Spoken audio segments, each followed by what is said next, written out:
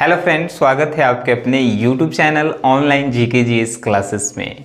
आज की क्लास में जो है हम लोग उषा जो जिनके राइटर हैं शमशेर बहादुर सिंह जी, उन्हीं के सब्जेक्टिव क्वेश्चन आंसर को जो है देखेंगे।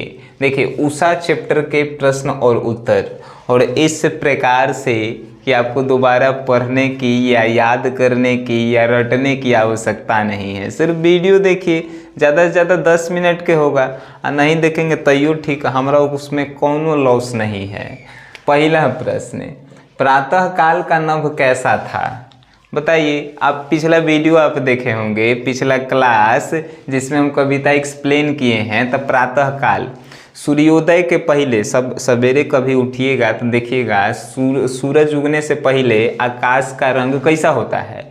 तो यह तो प्रश्न पूछा है कि प्रातः काल का नभ कैसा था। तो प्रातः काल का नभ यानी आकाश जो है गहरा नीला था, है कि नहीं? इनमें कौन याद करे वाला चीज़ है, ये सब हम लोग डेली देखते हैं।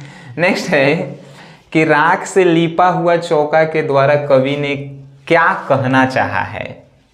देखिए कर आंसर, राख से लिपा हुआ चौका के द्वारा कवि ने यह कहना चाहा है कि जिस प्रकार राख से लिपा हुआ चौका पवित्र होता है, उसी प्रकार सूर्योदय से पहले यानी सूर्य उगने से पहले आकाश का रंग जो है पवित्र होता है, गीला होता है।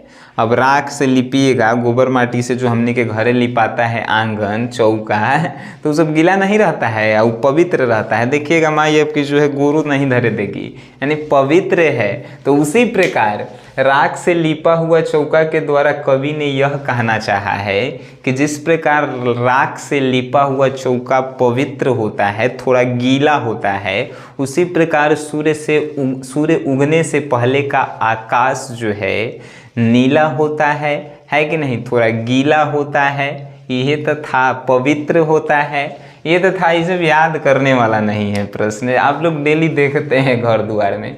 बिंब स्पष्ट करें। बिंब का मतलब है छाया, छाया मतलब बिंब होता है। अब अपन भाषा में कहें तो परछाई, ठीक है?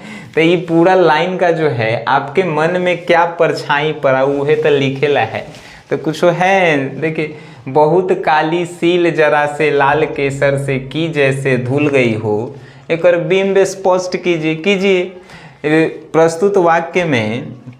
प्रस्तुत वाक्य से यह बिंब स्पष्ट हो रहा है कि जिस प्रकार काली पत्थर को जो है, जब काली पत्थर जिसको सिलौटी हमनी के घरे बोलते हैं, तो उस पर जब लाल केसर को रगड़ते हैं, पीसते हैं, फिर भी लाल केसर को उठा भी लेंगे तो उस पर लाली, देखिएगा हल्दी जब आप रगड़ेंगे सिलवट पे, सील पे, पत्थर पे, तो थोड़ा सा उसका कलर रह ही जाएगा।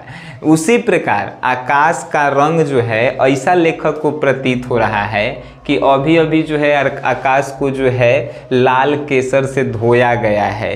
यही तो बिंब स्पष्ट हो रहा है। ये सब पढ़े लिखे वाला रे क्वेश्चन का तो है, देख लो।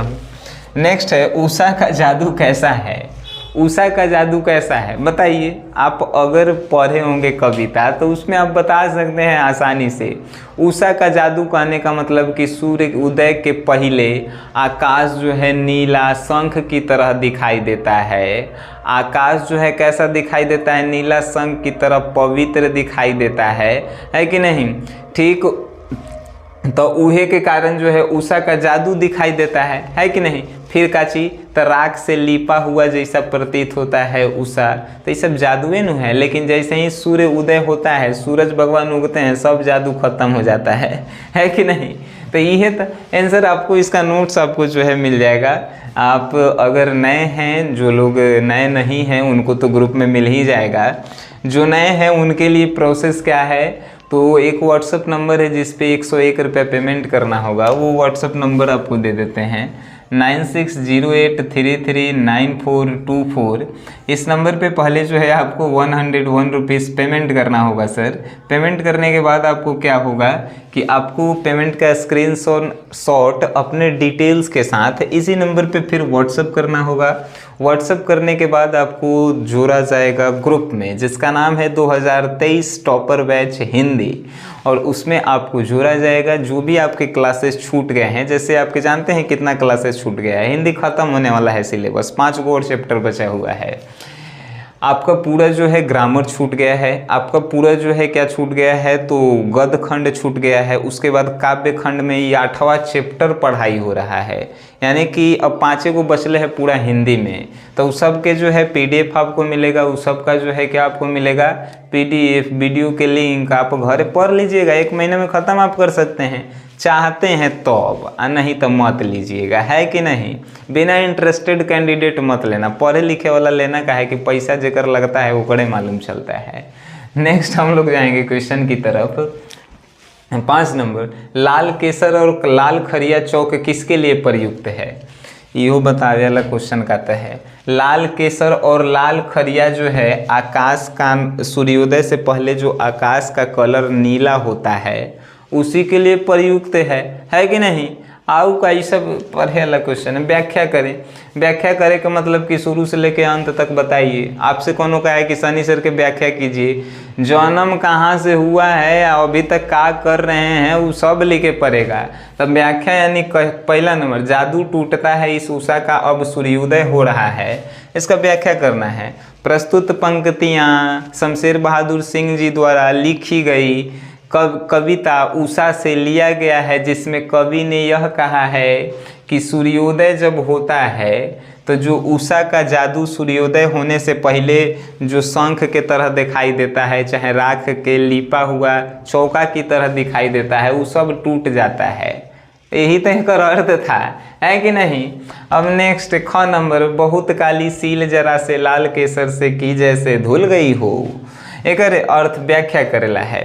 व्याख्या आप कैसे करते हैं, प्रस्तुत पंक्तियाँ शमशेर बहादुर सिंह जी द्वारा लिखी कविता उषा से ली गई है, जिसमें कवि शमशेर बहादुर सिंह ने कहा है कि बहुत काली सील जरा से लाल केसर से धुल गई हो, यानी कि जैसे काला पत्थर पे जो है हम लोग केसर रगड़ते हैं तो उस पर भी जो है उसका रंग छप जाता है, उसी प्रकार सूर्योदय के पहले आकाश का रंग जो है ऐसा लग रहा है कि अभी अभी केसर से धोया गया है, लाल केसर से धोया गया है कि नहीं।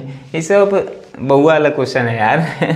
नेक्स्ट, इस कविता की बिंब योजना पर टिप्पणी नहीं लिखें। अब बताइए, बिंब मतलब छाया होता है नू, इस कविता में आपको का देखेला मिला, ओकरे पे एगो टिप्पणी लिखेला है। टिप्पणी मतलब कि लेख एगो लिखिए उस पे जो आप जानते हैं। ये क्वेश्चन आपके हवाले है, बना के आपको भेजना है कि उस कविता में आपको का दिखाई दिया। पहले दिखाई दिया होगा कि सूर्योदय होने से प्रकाश जो है लाल शंख के तरह दिखाई देता है, फिर कि राख से लिपा हुआ चौका की तरह दिखाई देता है, फिर आपको का तो लगेगा कि उसमें जो है एगो गोर लड़की जो है हिल रही है। तो ये सब आपको टिप्पणी लिखना है, ये तो आप ही लिखेंगे, हम क्या लिखेंगे, ये सब छोटा मोटा क्वेश्चन। 8 नंबर, प्रातः नभ की तुलना बहुत नीला शंख से क्यों की गई है। प्रातः नभ है, प्रातः यानी सूर्योदय से पहले जो आकाश, नभ मतलब आकाश की तुलना बहुत नीला शंख से क्यों की गई है, बताइए। तो ये सब क्वेश्चन है। प्रातः नभ की तुलना बहुत नीला शंख से इसलिए की गई है क्योंकि प्रातः नभ जो है ठीक शंख की तरह ही जो है क्या होता है, पवित्र होता है, उज्जवल होता है, इसीलिए तो की गई है। आओ का है कि नहीं। आइए नेक्स्ट क्वेश्चन, नील जल में किसकी गौर देह हिल रही है। अभी क्वेश्चन हमारा बतावे पड़ेगा, नीला पानी में जो है किसकी गौर देह हिल रही है। तो एगो एकदम सुंदर नवयुवती कहेंगे, मतलब कि 18 साल से कम उम्र के लड़की का जो है देह हिल रहा है, ऐसा प्रतीत हो रहा है। ठीक है, अब कुछ डाउट इस चैप्टर से, कुछ डाउट नहीं। एगो किताब में देखिएगा, एगो 10 नंबर के आपको क्वेश्चन देले है, 10 नंबर वाला क्वेश्चन। क्वेश्चन नंबर 10 कि कविता में आरंभ से लेकर अंत तक की बिंब योजना में गति का चित्रण कैसे हो सका है, स्पष्ट कीजिए। ये क्वेश्चन हमको बेकार लगा, फिर भी हम आपको इसका आंसर बताएंगे कि कविता में शुरू से लेकर अंत तक गति का चित्रण जो है धीरे धीरे आकाश में सूर्योदय जैसे जैसे होता है उसी तरह किया गया है नु। जैसे सूरज धीरे धीरे कैसे सवेरे उगते हैं, उसी प्रकार जो है कविता में जो है इसका चित्रण किया गया है। अब आप कहाँ हम कहें, अब कुछ नहीं छूटल है। ऑब्जेक्टिव की बात करें तो आपको PDF आप लेंगे, उसमें जो है ऑब्जेक्टिव, सब्जेक्टिव, वीडियो सब प्रोवाइड किया जाएगा। वीडियो देखें, अच्छा लगा है वीडियो शेयर कीजिए वरना मत कीजिए। वीडियो देखें, उसके लिए मेरे तरफ से धन्यवाद।